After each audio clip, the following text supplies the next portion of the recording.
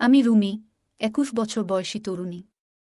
আমাদের এলাকায় আমাকে সবচেয়ে সুন্দরী মেয়ে বলা হয়, কারণ আমি দেখতে অনেক সুন্দর ছিলাম।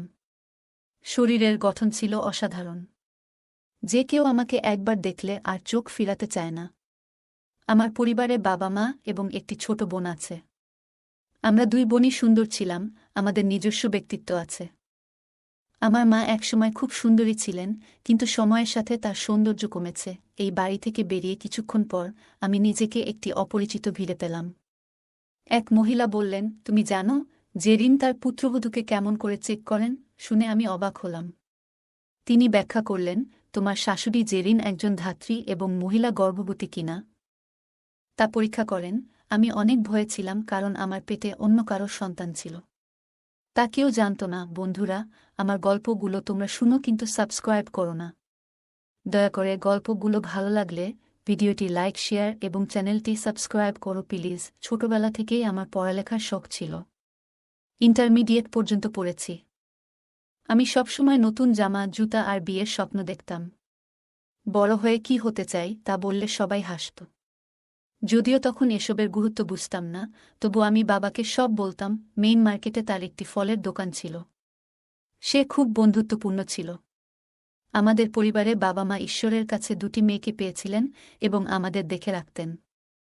ইন্টারমিডিয়েট শেষ করার পর আমি বাড়িতেই ছিলাম। মা আমাকে রান্নাঘরের কাজে জড়াতে চাইতেন। তিনি বলতেন, রান্নার দক্ষতা সারা জীবনের জন্য প্রয়োজনীয়। যদি কোনো মহিলা হান্ডি এবং রুটি রাঁধতে না জানেন, তবে ঘরে তার উপস্থিতি বা অনুপস্থিতি একই। তাই মা প্রতিদিন আমাকে রান্না শেখাতেন। কখনো আমি উৎসাহ নিয়ে শিখতাম, কখনো শুধু মায়ের পাশে দাঁড়িয়ে থাকতাম। মা বলতেন, রুমি, যে কোনো কাজ আবেগের সঙ্গে করলেই শিখবে। একদিন মা হঠাৎ অজ্ঞান হয়ে গেলেন। আমি খুব ভয় পেয়ে গেলাম এবং দ্রুত বাবাকে খবর দিলাম। বাবা এসে মাকে হাসপাতালে নিয়ে গেলেন। আমরা দুই বোনও তাদের সঙ্গে গেলাম। বাবা বললেন, চিন্তা করো না। কিন্তু আমি বারবার কাঁদছিলাম। মায়ের এমন অবস্থা দেখে মনটা খুব খারাপ হয়ে গেল। বাবার খোঁজ নিয়ে আমরা চিন্তিত ছিলাম। তিনি অনেক দিন ধরে ফোন করেননি। একদিন আমি বাবাকে ফোন করলে তা বন্ধ পাই। দোকানে ফোন করে জানতে পারলাম সুনীল সেখানে কাজ করছে। বাবাকে অনেক দিন দেখেনি। সুনীল বাবাকে খুব পছন্দ করতেন। আমি তাকে জিজ্ঞেস করলাম, বাবার কোনো খবর আছে? তিনি বললেন, না, চাচা এখনও আসেননি। খোঁজার চেষ্টা করব, তুমি দুশ্চিন্তা করো না। কিন্তু আমার উদ্বেগ বাড়ছিল। প্রায় ৫ ঘন্টা পর বাবা মা বাড়ি ফিরলেন। আমি মাকে দেখে জড়িয়ে ধরে কাঁদতে লাগলাম। বাবা বললেন, মাকে ঠিকমতো বসতে দাও। আমি মাকে সোফায় বসালাম। মা খুব ক্লান্ত ছিল। জানতে পারলাম মায়ের রক্তশূন্যতা ও উচ্চ রক্তচাপ ছিল। ডাক্তার তাকে ড্রিপ দিয়ে সুস্থ করেছেন। মা চা চাইলেন, কিন্তু আমি তাকে 2টো ডিম সেদ্ধ করে দিলাম। আমি মাকে বললাম, তুমি বিশ্রাম নাও, সব আমি দেখছি। এরপর ডালভাত রান্না করলাম। বোন আমাকে সাহায্য করল। কিছু দিনের মধ্যেই মায়ের স্বাস্থ্যের উন্নতি হল। একদিন মা বললেন, তুমি অনেক বড় হয়েছ। আমি গর্বিত। মা ভালো না থাকায় আমি কলেজে যেতে চাইনি।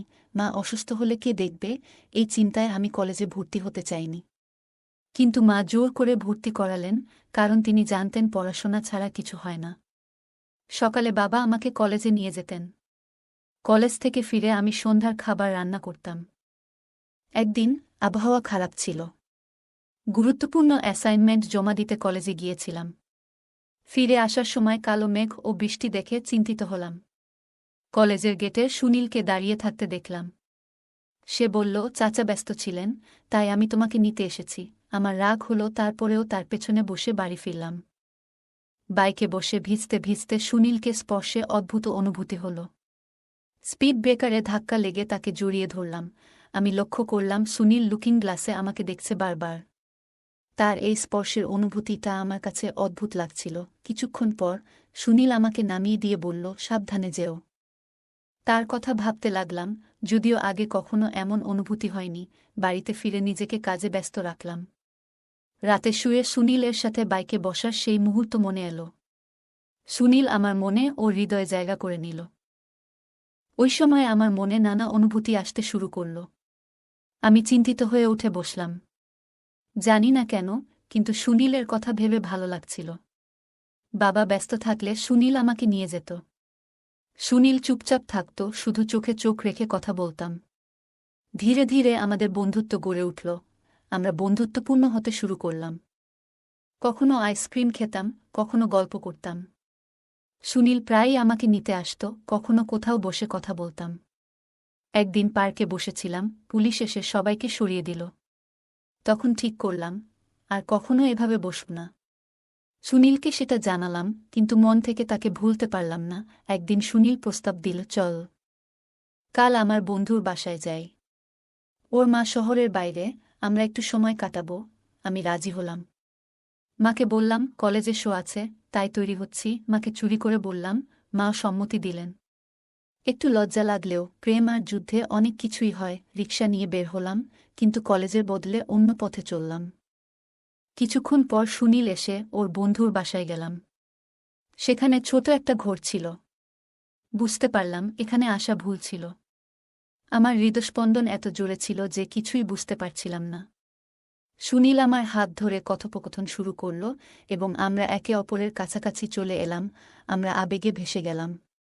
পরে সুনীল লজ্জিত হয়ে বলল, মাফ করে দাও, আমি এটা চাইনি। আমিও কিছু বলতে পারলাম না, কারণ এতে আমারও সমান দোষ ছিল। আমি তাকে থামানোর চেষ্টা করিনি। তারপর তাকে বললাম, আমাকে বাড়ি পৌঁছে দাও। সুনীল ভয়ে ছিল আমি রাগ করব কিনা। আমি বললাম, না, এখন কিছু বলতে চাই না। বাড়ি পৌঁছে মা জিজ্ঞেস করলেন, কি হয়েছে? আমি বললাম, শরীরটা ভালো লাগছে না, হয়তো বিপি কমে গেছে। মা আমাকে বিশ্রাম নিতে পাঠালেন। আমি বিছানায় শুয়ে পড়লাম। নিজের ওপর ঘৃণা অনুভব করছিলাম। পরদিন কলেজে যাইনি, টেনশনে শরীর খারাপ হয়ে গেছিল। সুনীলের সাথে সম্পর্ক খারাপ হলো না, কিন্তু কিছুই আগের মতো ছিল না। 3 দিন পর সুনীল এর সরি বলার অপেক্ষায় ছিলাম। আমি চাইছিলাম যত তাড়াতাড়ি সম্ভব সুনীলকে বলি, এই পরিস্থিতি থেকে দূরে থাকি। আমার পরিবারকে জানিয়ে বিয়ের কথা বলো, কিন্তু সুনীল যেন হারিয়ে গেছে। তার খোঁজ পাই না, খুব চিন্তিত। একদিন বাবাকে জিজ্ঞেস করলাম, বাবা, সুনীল কোথায়? বাবা বললেন, আমি তাকে চাকরিচ্যুত করেছি। সে দোকানের অনেক ক্ষতি করেছে। শুনে আমি স্তব্ধ হয়ে গেলাম। সুনীল আমাকে প্রতারণা করেছে, আমাকে একা ফেলে গেছে। আমার মা অসুস্থ হয়ে পড়লেন, তাকে হাসপাতালে নিতে হলো। 3-4 দিন পর মা বললেন, রুমিকে বিয়ে দিতে হবে। বাবা রাজি হলেন। তখন জানতে পারলাম আমি মা হতে যাচ্ছি। খুবই হতাশ, আত্মহত্যা করার কথা ভাবছিলাম। মা জোর দিয়ে বললেন, 8 দিনের মধ্যে বিয়ে করতে হবে। আমার বিয়ে ঠিক হলো সুজয়ের সাথে। মা বাবার পছন্দ। সুজয় 12 বছরের বড় আর ব্যাংকে চাকরি করেন। তার প্রথম স্ত্রী তাকে তালাক দিয়েছেন। আমি কিছু বলতে পারলাম না, কারণ আমার পেটে সুনীলের সন্তান। বিয়ের সিদ্ধান্ত নিতে হলো। আমার গর্ভাবস্থা 2য় মাসে ছিল। বাবার সিদ্ধান্তে বিয়ের তারিখ ঠিক হল। 1 সপ্তাহ পরে বিয়ের দিন মা সুজয় এর উঠানে এলেন। আমার মা বাবার চাপের কারণে বিয়েতে রাজি হতে হয়েছিল। নতুন বাড়িতে এসে প্রথম কয়েকদিন খুব অস্বস্তি লাগছিল। এলাকার মহিলারা আমাকে দেখতে আসছিলেন, আর আমি অপরিচিত পরিবেশে খুব নার্ভাস ছিলাম। সব সময় ভয়ে থাকতাম, আমার গোপন কথা যদি কেউ জেনে যায়। একদিন শাশুড়ি আমাকে পরীক্ষা করতে এলেন। আমি কাঁপছিলাম, মনে হচ্ছিল আমার গোপন কথাটি ফাঁস হয়ে যাবে। আমি বললাম, এই জামাকাপড়ে কিছুক্ষণ বিশ্রাম নিতে চাই। শাশুড়ির চোখ আমার শরীরের উপর এক্স-রে মেশিনের মতো ঘুরছিল। আমি খুব ভয় পাচ্ছিলাম। তখনই সুজয় রুমে ঢুকলেন। সুজয় 35 বছরের হলেও দেখতে ভালো ছিলেন। সুনীলের প্রতারণার পর আমি নিজেকে বলেছিলাম, সুজয়কে বিশ্বাসঘাতকতা করব না। সুজয় যখন আমাকে আংটি পরালেন, আমি নিজেকে তার প্রতি অনুগত হওয়ার প্রতিশ্রুতি দিলাম। পরদিন সকালে শাশুড়ির আশীর্বাদ নিতে গেলাম। তিনি কিছুক্ষণ চুপ করে থাকলেন, তারপর বসতে বললেন।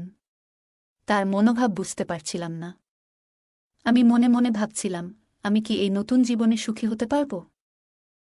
আমি বুঝতে পারছিলাম না কি করব। সকালে উঠে আমি রুমে চলে আসলাম। সুজয় তখনও ঘুমাচ্ছিল। মনে হলো আজ মুখ দেখানোর রীতি ছিল, যেটা আমি গতকাল করতে পারিনি। সুজয় খুব সুন্দর এবং নরম স্বভাবের মানুষ।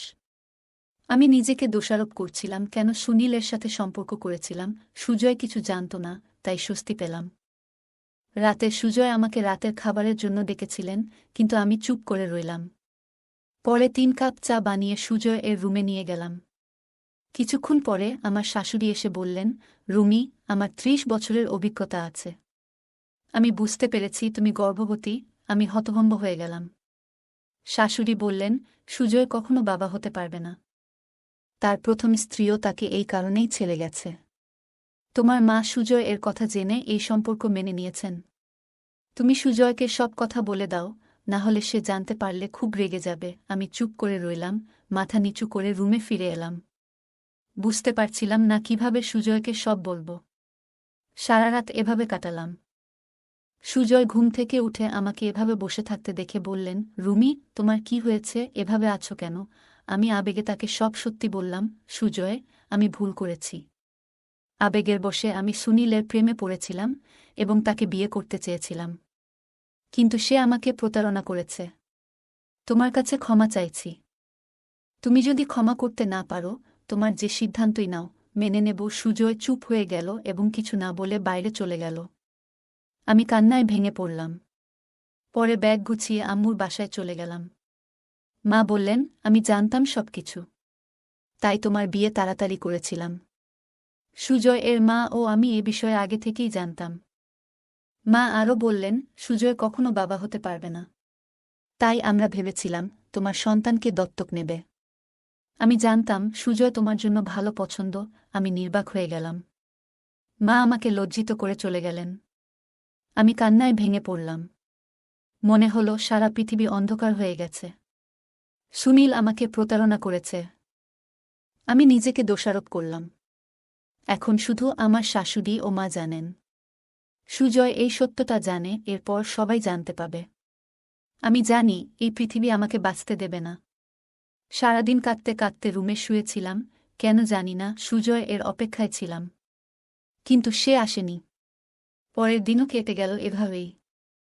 তৃতীয় দিনে সুজয় এল। ওকে দেখে মনে হলো যেন প্রাণ ফিরে পেলাম। সুজয় জিজ্ঞেস করল, কেমন আছো? আমি বললাম, ভালো নেই। আমি তোমার এবং আমার পরিবারের সাথে বিশ্বাসঘাতকতা করেছি। বেঁচে থাকার অধিকার আমার নেই। সুজয় বলল, তুমি যা করেছ তা ভুল ছিল, তবে আমি তোমাকে ভালোবাসি। আমি চাই তুমি আমার সাথে থাকো। সে আমার হাত ধরে আমাকে বাড়ি নিয়ে গেল। তারপর থেকে জীবনের রুটিন বদলে গেল। শুরুতে মনে হতো আমি সুজয় এর সাথে আমার পরিবারকে প্রতারণা করেছি। তবে যখন রাহুলের দিকে তাকাতাম, মন শান্ত হয়ে যেত। সে সন্তানের জন্য সবকিছু প্রস্তুত করছিল। আমি বিস্মিত হয়েছিলাম, কিন্তু খুশিও হয়েছিলাম। আমার শাশুড়ি বলেছিলেন, তুমি দুর্বল, সপ্তম মাসেই সন্তানের জন্ম হবে। তারপর এক রাতে সুজয় এর কোলে একটি সুস্থ সন্তান জন্ম নিল। আমার কপালে চুমু খেয়েছিল। তখনও আমি অজ্ঞান ছিলাম, তাই আবার ঘুমিয়ে পড়লাম। যখন চোখ খুললাম, সুজয় আমার কাছে এলো। আমি তার হাত ধরলাম এবং বললাম, সুজয়, বিয়ের ৭ মাস হলো, কিন্তু তুমি কখনো বাচ্চার বাবার কথা জানতে চাওনি কেন? সুজয় বলল, আজকের পর থেকে কখনো এটা বলো না। এই ছেলে আমাদের, তুমি আর আমি। এটা আমাদের সন্তান। আমরা নতুন জীবন শুরু করব, যেখানে সবকিছু ভালো হবে এবং আমরা একে অপরকে ভালোবাসব। গল্পটা কেমন লাগলো জানাতে ভুলবে না। আরও মজার মজার রোমান্টিক গল্প শুনতে চাইলে ভিডিওটি লাইক, শেয়ার এবং চ্যানেলটি সাবস্ক্রাইব করতে এবং বেল আইকনটি টিপতে ভুলবে না। ধন্যবাদ।